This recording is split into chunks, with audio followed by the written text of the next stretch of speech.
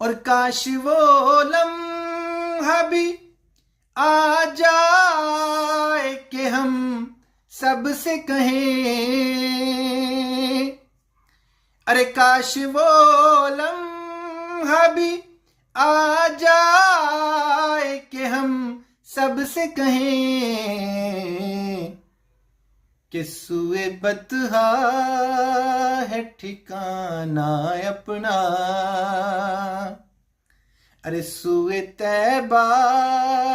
ہے ٹھکانہ اپنا،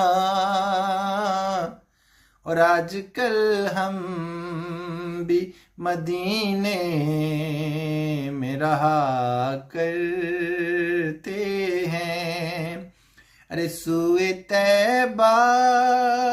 ہے ٹھکانہ اپنا،